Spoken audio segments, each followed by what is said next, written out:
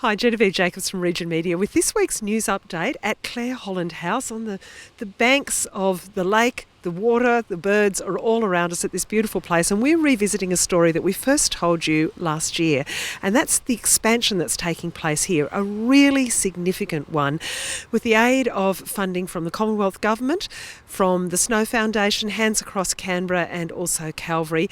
There'll be 8 more beds at Clare Holland House for a facility that services the whole of the southeast, not only the ACT, but the many people around this region who require palliative care. Amanda, tell us about where the expansion project, which began last year, is up to. You're almost at the end. We are almost at the end. We are closing in on, the walls are actually up and all of those kinds of things. We're at purchasing of furniture and beds and those types of items within the scope of the project. The big major milestones now are just getting the electrical and all of those things just finalised off, but we're going well and we're actually on time, so that's good to know. Yeah. So Harsha, I mentioned the 8 beds. Yes. Tell me what this expansion will enable you to do and what the intention is with expanding at this level.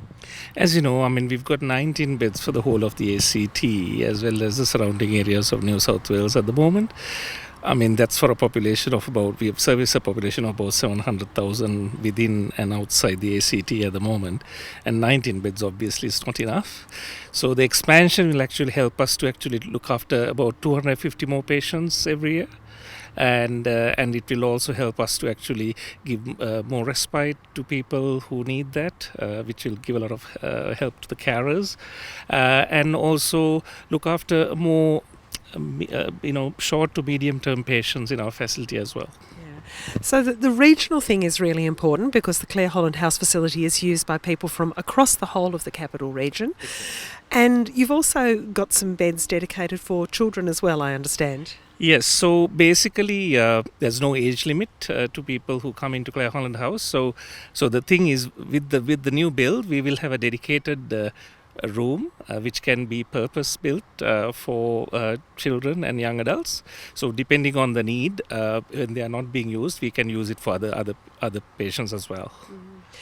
Amanda, we've heard about some generous donations to make the building possible. Clare Holland House is going to touch a huge number of people's lives at some point.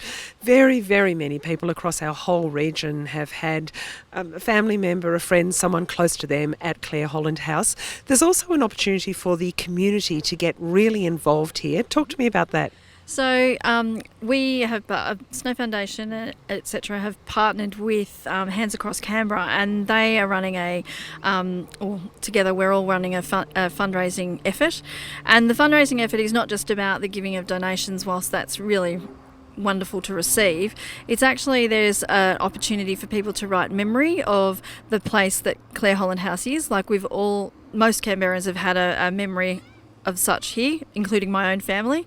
So I think that's one of the ways in which people can actually leave a little bit of a memory or a legacy that sits alongside this building. Yes, definitely. So if people want to get involved at that community level and make a gesture towards the comfort and the amenity of people's last days here at Clare Holland House, how do they do that?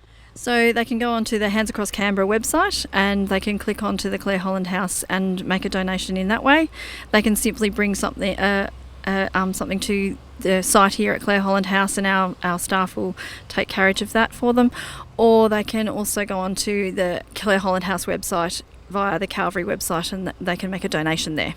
Okay, lots of ways to get involved, and as we said, almost everyone at some stage will be touched by Clare Holland House among their network of family and friends. It's a critical part of our life here in the ACT and across the whole of the capital region. So get involved and give generously at that community level while this really important piece of work is brought to fruition. Also making news on the site this week, we're talking about a new quarry at Royalla, which is causing some very mixed reactions across the region. Read all about that and the issues that people have around the quarry and its approval. We've got a great story about a truckie called Mary who started out as a model but has moved into the next generation of truck drivers and educating them, women truck drivers who are being given real insight in how to survive and thrive in the area. We've got some great tips too for selling your house, and Region has a lot of real estate engagement, so we've gathered together a whole group of agents and talked about the tips to make sure you get the best results you possibly can. And we've also got the story of a family of 8 who are losing their housing here in the ACT, and some really serious questions about how ACT Housing manages the public housing stock, particularly with large families. So if you need a 3 or 4 bedroom house or more, the waiting list is really long, and we've talked to Belinda, who has lost her own housing and is at risk of genuine homelessness with her large family. She's a former Bernardo's Mother of the Year. So read that story, get involved and comment, join in the great big Canberra conversation that we're having on the website. We've got a daily newsletter and a weekly newsletter that drop into your inbox. Sign in, join up. This is Genevieve Jacobs at Clare Holland House for Region Media.